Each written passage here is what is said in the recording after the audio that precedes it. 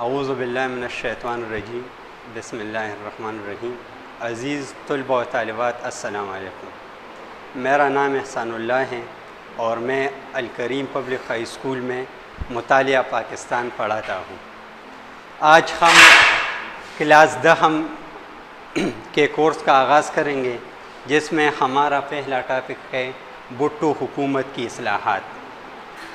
جی، ذوالفقار علی بھٹو 20 دسمبر 1971 کو برسر اقتدار میں آیا۔ ذوالفقار علی بھٹو پہلا سویلین مارشل لا ایڈمنسٹریٹر تھے۔ جب اس نے حکومت کی باغ دوڑ سنبھالی تو اس کو مختلف فیلڈ میں مشکلات کا سامنا تھا۔ 71 کے جنگ نے ملک کو معاشی طور پر، صنعتی طور پر، اس کے علاوہ تجارتی طور پر بہت کمزور کیا تھا۔ جب ذوالفقار علی بھٹو حکومت میں آئے تو اس نے مختلف سیکٹر میں بہتری لانے کے لیے اصلاحات نافذ کیے، جس کا ہم آج مطالعہ کریں گے۔ ذوالفقار علی بھٹو نے جو اصلاحات نافذ کیے تھے، اس میں پہلے نمبر پر جو آتا ہے وہ معاشی اصلاحات تھے۔ معاشی اصلاحات کیوں نافذ کی؟ تاکہ ملک کی معاشی حالت بہتر ہو جائے، عوام کی معاشی حالت بہتر ہو جائے، ملک کی معیشت میں بہتری آئے، ملک کی اکانومی بہتر ہو جائے۔ صحیح ہے۔ معاشی اصلاحات میں جو اس نے پہلا قدم اٹھایا وہ تھا عوام کو ریلیف دینا۔ عوام کو وہ کیسی ریلیف دیتے؟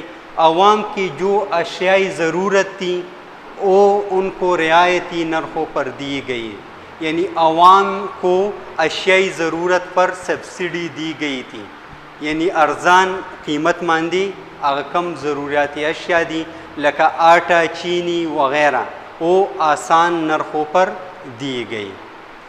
دوسرے جو اقدامات کیے تھے وہ کاشتکاروں کے لیے تھے، تاکہ کاشتکاروں کی معاشی حالت بہتر ہو جائے۔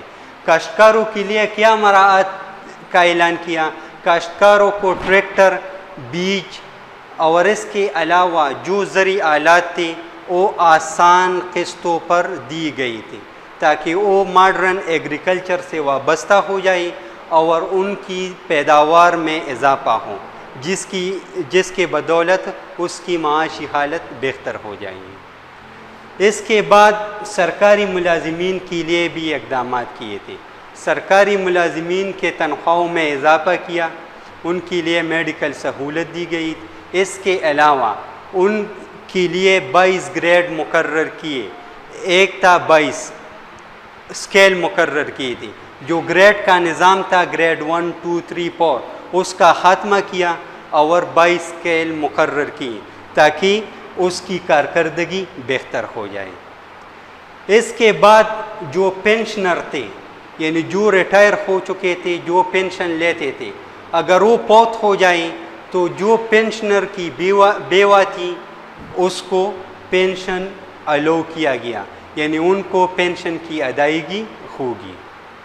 تو یہ سب کیا تھی؟ یہ سب اقدامات تھے ذوالفقار علی بھٹو کی، جو اس نے عوام کی معاشی حالت بہتر کرنے کے لیے اٹھائے تھے۔ ذوالفقار علی بھٹو نے جو دوسرے اصلاحات نافذ کیے تھے وہ لیبر اصلاحات تھی، یعنی مزدوروں کی حالت بہتر بنانے کے لیے اقدامات اٹھائے تھے۔ اس کے لیے ذوالفقار علی بھٹو نے کیا کیا تھا؟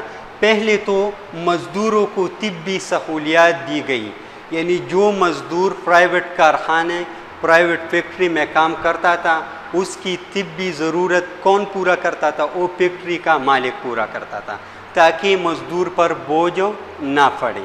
اس کے علاوہ بونس کی ادائیگی بھی لازمی قرار دی گئی، یعنی سال کے آخر میں مزدور کو بہتر کارکردگی پر بونس کی ادائیگی ہوگی، یعنی اس کو انعام دیا جائے گا، اس کو زیادہ پیسے دی جائے گی، اس کو اپریشیٹ کیا جائے گا، تاکہ اس کی کارکردگی بہتر ہو جائے۔ اس کے علاوہ اوور ٹائم کی سہولت دی گئی۔ اس سے پہلے مزدوروں کو اوور ٹائم کی سہولت نہ تھی۔ بھٹو نے کیا کیا تھا؟ بھٹو نے مزدوروں کی لیے مزدوری کا ٹائم ورک مقرر کیا، یعنی وہ 8 گھنٹے تک کام کریں گے، اس سے زائد اگر وہ کام کرے گی، اوور ٹائم کرے گی تو کیا ہوگا؟ اس کی زائد پیسے ملے گی۔ تو بھٹو نے مزدوروں کو اوور ٹائم کی سہولت دی۔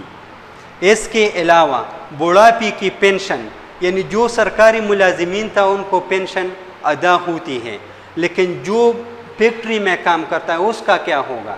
جب وہ اولڈ ایج تک پہنچ جائے گا تو اس کو اولڈ ایج بینیفٹ ملے گا، اس کو بڑھاپے کی پینشن ملے گی جو حکومت کی طرف سے ادا ہوگی۔ اس کے علاوہ لیبر کوڈ کا قیام کیا۔ لیبر کوڈ کا قیام کیوں کیا؟ لیبر کوڈ اس لیے قائم کی گئی، اس سے پہلے فیکٹری مالکان اپنی منمانی کر کے مزدوروں کو برخاست کرتے تھے، یعنی ان کو فیکٹری سے نکالتے تھے۔ اب ایسا نہیں ہو سکتا۔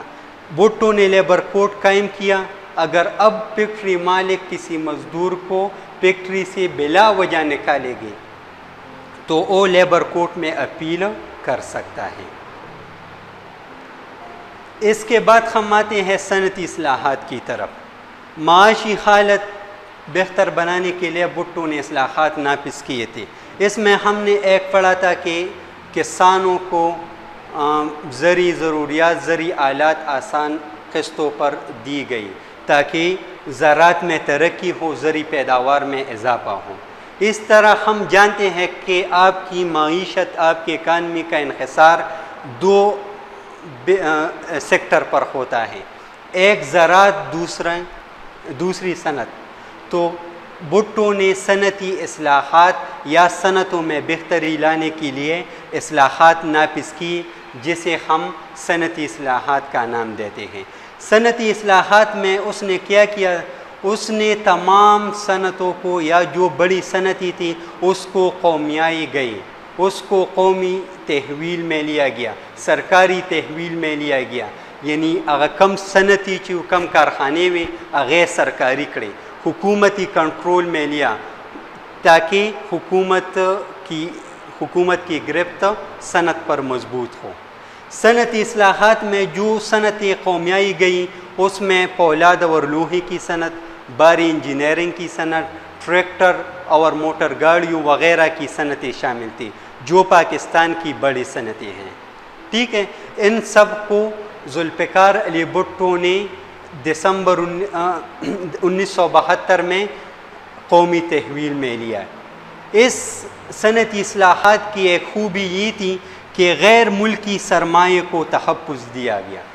غیر ملکی سرمایہ کو تحفظ کیسے دیا گیا؟ اس طرح جو صنعتیں غیر ملکی سرمایہ سے چل رہی تھی، یعنی جو صنعتیں یہاں پاکستان میں چین، امریکہ، برطانیہ وغیرہ ممالک نے لگائے تھے، اس کو سرکاری تحویل میں نہیں لیا گیا۔ ٹھیک ہے جی، اس کا نتیجہ کیا نکلا؟ اس کا نتیجہ یہ نکلا کہ صنعتوں پر حکومت کی گرفت مضبوط ہوئی کیونکہ وہ سرکاری تحویل میں لیے گئے۔ منفی اثر کیا نکلا؟ منفی اثر اس کا یہ نکلا چونکہ تمام صنعتوں کو سرکاری تحویل میں لیا گیا اور ملکی سرمایہ داروں کو سرمایہ کاری کا تحفظ نہیں دیا گیا، اس لیے صنعتی میدان میں سرمایہ کاری کی رفتار کم ہوئی، یعنی صنعتی ترقی کی رفتار ذوالفقار علی بھٹو کے دور حکومت میں کم ہوئی۔ آج کے ہمارا جو ٹاپک تھے بھٹو کے اصلاحات، اس میں ہم نے معاشی اصلاحات، لیبر اصلاحات اور صنعتی اصلاحات کے بارے میں پڑھا۔ اس کے علاوہ جو زرعی اصلاحات ہے، تعلیمی اصلاحات ہے، بینک کے بارے میں اصلاحات کے، اس کے بارے میں ہم انشاءاللہ اگلے لیکچر میں پڑھیں گے۔ السلام علیکم۔